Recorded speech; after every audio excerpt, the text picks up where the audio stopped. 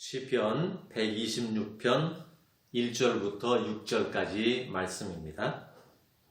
여호와께서 시온의 포로를 돌려보내실 때 우리는 꿈꾸는 것 같았도다. 그때 우리 입에는 웃음이 가득하고 우리 혀에는 찬양이 찼었도다. 그때 문나라 가운데서 말하기를 여호와께서 그들을 위하여 큰 일을 행하셨다 하였도다. 여호와께서 우리를 위하여 큰 일을 행하셨으니 우리는 기쁘도다. 여호와여, 우리의 포로를 남방 시내들같이 돌려보내소서. 눈물을 흘리며 씨를 뿌리는 자는 기쁨으로 거두리로다. 울며 씨를 뿌리러 나가는 자는 반드시 기쁨으로 그 곡식단을 가지고 돌아오리라. 그러다. 아멘. 저희 집 아이가 3개월 동안 단기 아르바이트를 했습니다. 은행 본점에서도 일을 했고 또 대학교 교수 채용실에서도 일을 했습니다. 버스를 타고 가기가 좀 불편하기도 하고 아침에 출근 시간에 차가 많이 밀리기도 해서 그래서 아침마다 차로 출근을 시켜주었습니다. 물론 차 안에서 이런저런 이야기를 하기도 하는데 출근할 때 가끔씩 아이가 가기 싫다 하는 이런 이야기를 자주 했습니다. 직장 다니는 사람들이 많이 하는 이야기죠. 그때마다 농담으로 그럼 차 돌릴까? 가기 싫으면 오늘 그냥 하루 쉬어. 이렇게 이야기를 했습니다. 언제나 대답이 똑같으니까 어느 날은 아빠, 그런 뜻이 아니잖아요. 아빠는 맨날 차만 돌리래. 그냥 가요. 이렇게 이야기를 합니다. 그래도 감사한 것은 다니는 곳마다 이쁨을 받아서 그러는지 계약 만기가 가까이 되면 2년 계약직 제의를 받기도 하고 또 연장 근무 제안을 받기도 합니다. 아빠 입장에서는 집에 있는 것보다는 나가서 일했으면 좋겠습니다. 요즘 같은 때 청년 실업이 많고 또 다니던 직장도 그만둬야 되기도 하고 또 자영업을 하는 사람들도 굉장히 어렵고 힘들어하는 이 시대에 직장에 다닌다는 것만으로도 참 감사한 일입니다. 그래서 아빠 입장에서는 좀 계속 다녀줬으면 좋겠는데 본인은 싫답니다. 본인이 하기 싫다고 자꾸 그러는데 그걸 강제로 할 수도 없고 그러면 내가 하기 싫으면 하지 마라 이렇게 이야기했습니다. 왜 안 하려고 자꾸 그랬을까요? 이야기를 들어보니까 2년을 근무한 사람이나 지금 막 입사한 사람이나 월급이 똑같습니다. 한 달에 얼마, 시간당 얼마 이렇게 정해져 있기 때문에 그러니 이제 들어가서 한 달 일한 사람이나 2년을 근무한 사람이나 똑같을 수밖에 없습니다. 거기에 직급도 같습니다. 2개월이든 3개월이든 1년이든 계약직 이 아르바이트이기 때문에 1년을 근무했다고 해서 직급이 올라가는 것도 아닙니다. 보너스나 성과금이 있는 것도 아닙니다. 일은 정규직이 하는 거나 똑같습니다. 그러니 승진한다거나 성과금이 얼마 나왔다든지 보너스가 언제 나온다든가 하는 이런 얘기나 자랑이나 기대는 전혀 할 수가 없는 것이죠. 아이가 집에 와서 자랑하는 것은 오늘 구내식당 메뉴가 이렇다느니 오늘 메뉴가 너무 맛있었다느니 하는 이런 이야기만 자랑합니다. 직장도 좋고 환경도 좋고 일할 여건도 좋고 식당 메뉴가 좋은데 그런 곳을 왜 계약이 끝나고도 가지 않으려고 할까요? 한마디로 이야기한다면 미래에 대한 발전 가능성이 그리고 소망이 없기 때문에 그렇습니다. 오늘 열심히 일을 했다면 오늘 일한 것에 대해서 나중에 기대할 만한 결과가 나에게 주어져야 되는데 아무리 열심히 일을 해도 그것으로 끝입니다. 그래서 재계약을 하지 않으려고 하고 아침에 출근하기가 싫은 겁니다. 오늘 말씀해 보면 씨 뿌리는 농부가 등장하는데 여기에 우리가 알고 있는 유명한 말씀이 나오게 됩니다. 울며 씨를 뿌리는 자는 기쁨으로 그 단을 거둔다라고 하는 말씀입니다. 이 말씀이 고생 끝에 낙이 온다는 말처럼 지금의 수고하고 애쓰고 하는 이런 것이 반드시 추수하는 때가 이른다는 이런 말씀이지 않습니까? 그런데 씨를 뿌리는 농부가 울면서 씨를 뿌린다는 것입니다.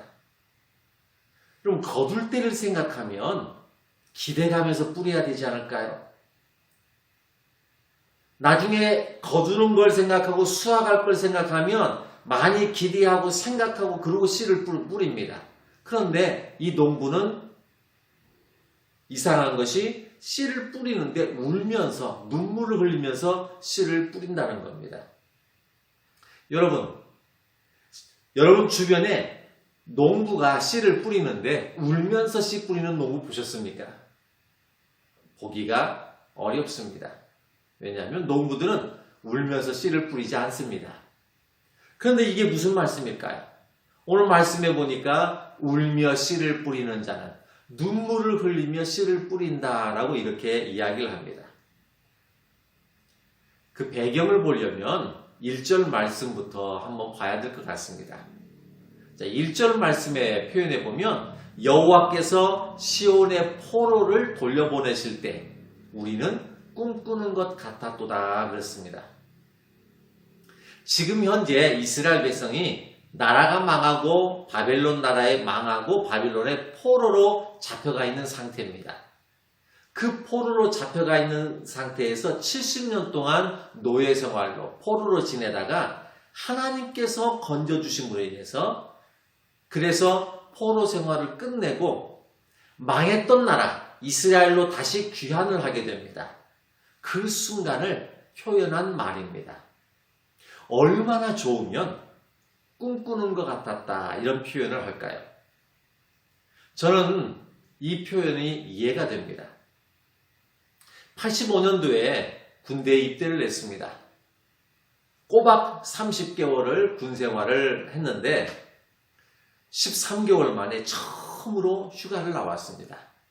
첫 휴가에 잔뜩 기대를 가지고 부대 밖을 딱 나왔는데 나오자마자 첫 발을 딱 딛는 순간에 갑자기 몸이 붕 뜨더니 공중을 걸어가기 시작하는 것입니다.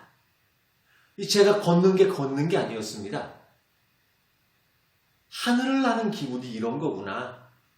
땅을 밟는 게 아니라 땅을 붕 떠서 땅 위를 지금 걸어가고 있는 겁니다. 여러분 실제로 그랬을까요? 그건 아닙니다. 그만큼 기분이 너무 좋다 보니까 마치 발이 땅 위를 걷는 것 같은 그런 느낌이 드는 것입니다. 포로 생활에서 70년 동안의 포로 생활에서 인간 이하의 취급을 받고 수치심과 모욕 가운데 지냈던 이런 사람들이 해방이 되고 본국으로 돌아오게 됐을 때 얼마나 기뻤을까요? 그 기분을 마치 꿈을 꾸는 것과 같았다라고 표현하면서 2절 말씀에 가서는 우리 입에는 웃음이 가득하고 우리 혀에는 찬양이 찼었도다 이렇게 표현을 합니다.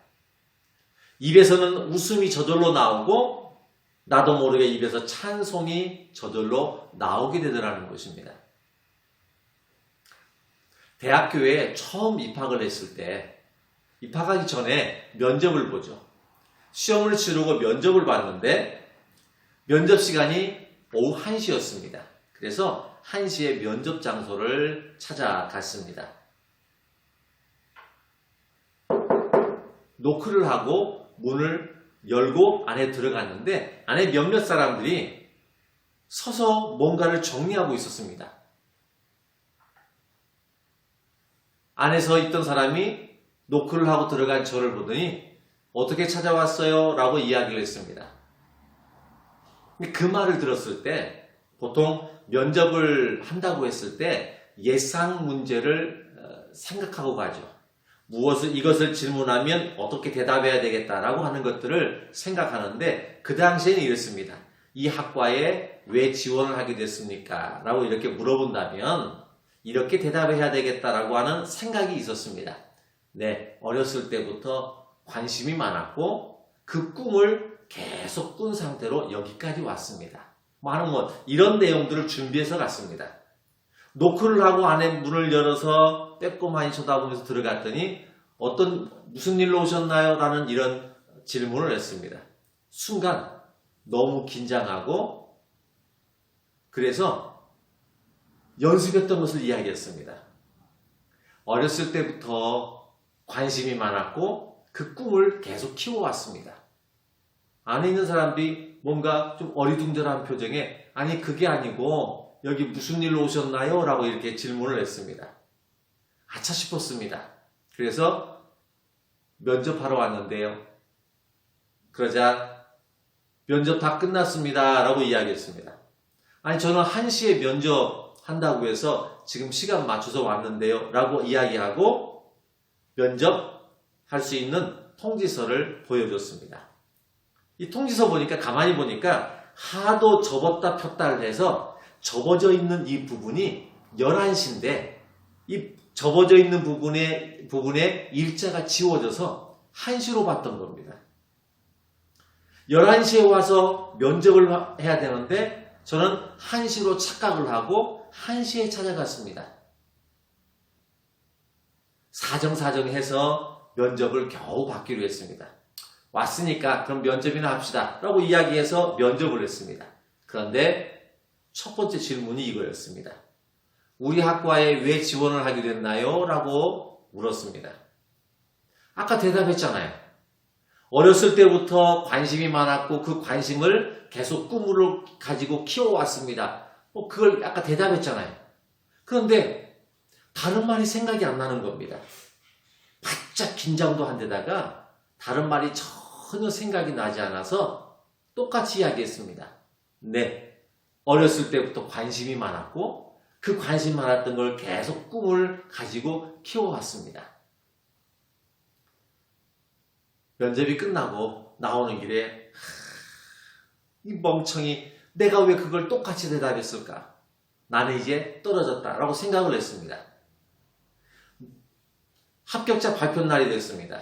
당시에는 지금처럼 핸드폰으로 확인한다든지 아니면 인터넷으로 확인한다든지 이런 게 없어서 직접 학교에 찾아가서 운동장에 붙어있는 수험번호와 이름을 확인해야 됐습니다. 그래서 학교를 찾아갔습니다. 떨어졌다 생각했지만 그래도 확인은 해봐야 되겠죠.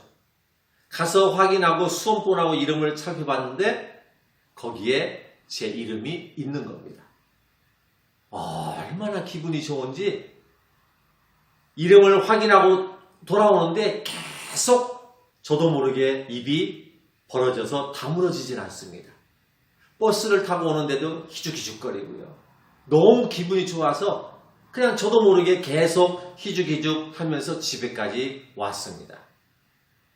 70년 포로 생활에서 해방을 얻고 완전히 망해버렸던 이스라엘 나라로 다시 돌아왔을 때 어떤 마음이 들었을까요?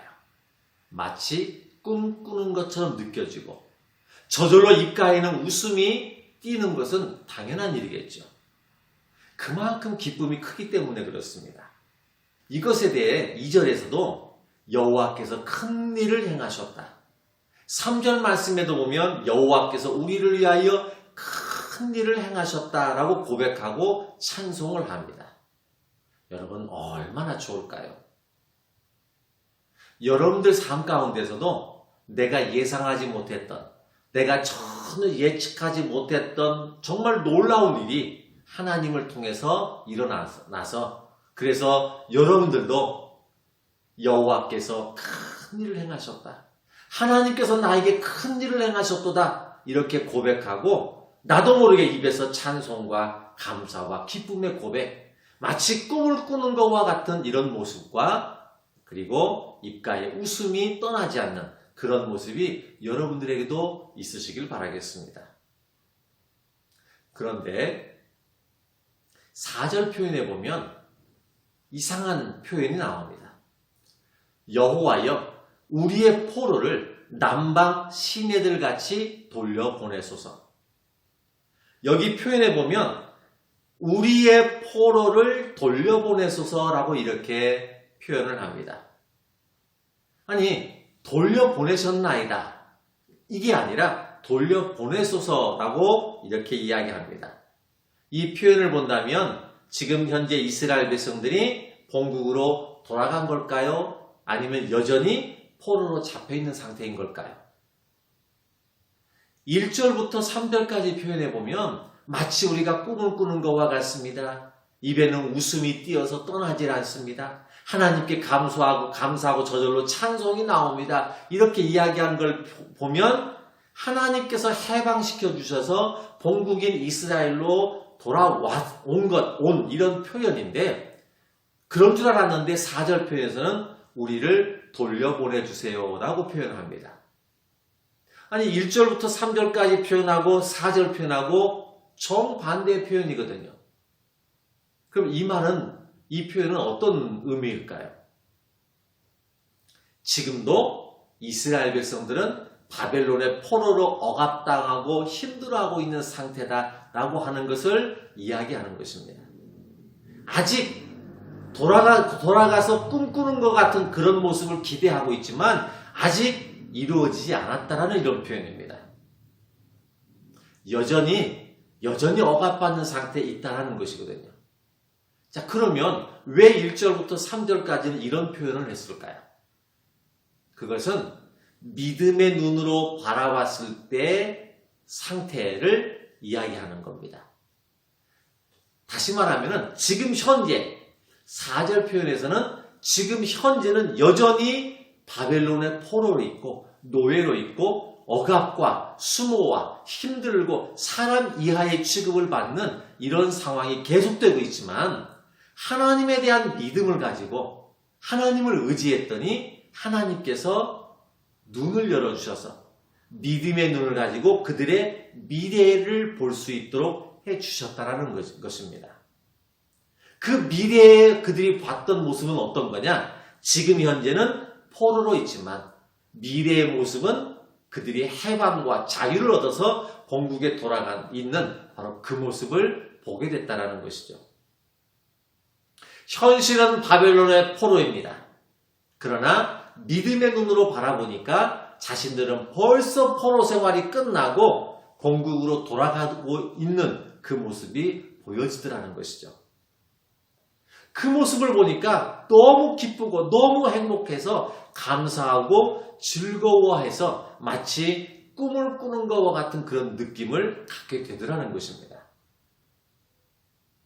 믿음의 눈은 자유와 해방과 본국으로의 귀환입니다. 그러나 현실의 눈을 바라보면 여전히 바벨론의 포로 생활로 있습니다.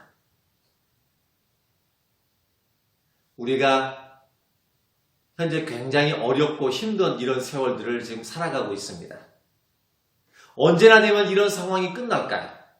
언제나 되면 다시 옛적 모습을 좋았던 모습으로 회복이 되고 더 나은 모습을 우리가 꿈꿀 수 있을까요? 마음은 그런 생각을 가지고 마음은 그렇게 되기를 원하는데 현실은 여전히 힘들고 어려운 상황에 있습니다. 도대체 언제가 되면 끝나게 될까요? 그래서 5절과 6절 말씀의 표현이 이런 겁니다. 씨를 뿌리러 나가는 사람이 그냥 씨를 뿌리는 게 아니라 울면서 씨를 뿌리고 눈물을 흘리면서 씨를 뿌린다는 겁니다. 아니, 씨를 뿌리는데 왜 울까요? 현실이 너무 힘드니까, 너무 괴로우니까, 너무 고통스러우니까 씨를 뿌리면서 눈물이 저절로 난다는 겁니다. 씨를 뿌리는 일은 미래에 대한 기대요, 미래에 대한 소망이고 미래에 우리의 현실로 나타나는 것이기 때문에 씨를 뿌린다는 것이죠. 이 씨를 뿌린다라고 하는 이 표현은 믿음을 지킨다라는 이런 의미입니다. 믿음 생활을 견뎌내는 것을 이야기하는 겁니다. 우리가 코로나 시대를 겪으면서 현실이 얼마나 힘들고 어렵습니까? 지금 이런 상황에 우리가 해야 할 일은 무엇일까요? 이렇게 힘들고 어려운 상황 속에서 우리가 지금 해야 할 일은 어떤 일일까요? 어려워도 힘들어도 우리는 믿음을 지키는 일입니다. 우리는 아무리 힘들어도 우리의 신앙을 잃어버려서는 안 되는 일입니다. 왜냐하면 그래야 내가 가지고 있던 믿음, 내가 지켰던 이 믿음을 통해서 우리는 믿음의 눈이 열려지게 됩니다. 그 믿음의 눈으로, 열려진 믿음의 눈으로 바라보는 것은 마치 내가 꿈꾸는 것과 같은, 마치 내가 웃음이 떠나지 않는 것과 같은 이런 삶의 모습으로 그것이 우리의 현실로 나타나는 것입니다. 그때까지 우리가 감당하기에는 아직도 흘려야 할 눈물이 있을 수 있습니다. 아직도 눈물이 있지만, 아직도 울어야 되지만 믿음을 지키는 사람에게 주시는 하나님의 약속이 있습니다. 우리가 믿음을 잃어버리지 않고 이 믿음을 지킬 수만 있다면 하나님께서 우리에게 이것은 꼭 약속해 주십니다. 그것이 6절 표현해 보면 울며 씨를 뿌리러 나가는 자는 반드시 틀림없이 무슨 일이 있어도 기쁨으로 그 곡식단을 가지고 돌아오리더라. 이게 하나님께서 우리에게 주신 약속입니다.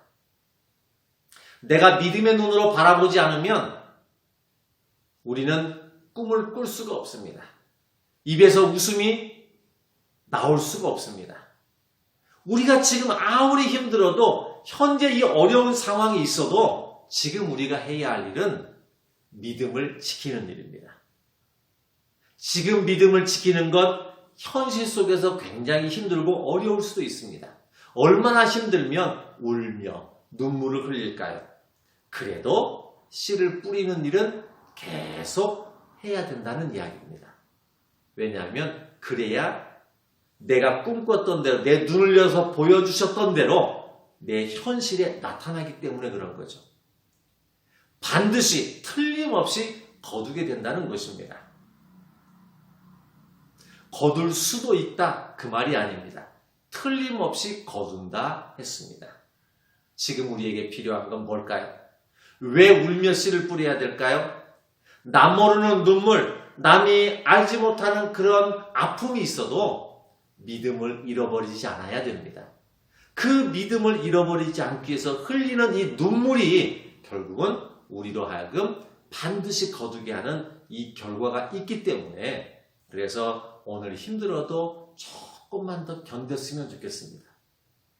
정말 힘들고 내가 버티기 힘들어도 그래도 믿음만큼은 지켜야 합니다. 그래야 우리는 꿈꾸는 것과 같은 회복의 역사, 다시 세워주시는 이런 역사가 우리의 앞에 펼쳐지기 때문에 그렇습니다. 여러분, 조금만 더 견딥시다. 조금만 더 참아냅시다. 조금만 더 우는 것, 여기 운다고 해서 포기하지 맙시다. 그래서 반드시 기쁨으로 그 단을 거두게 하시는 하나님의 약속이 여러분 현실 가운데 나타날 수 있기를 바라겠습니다.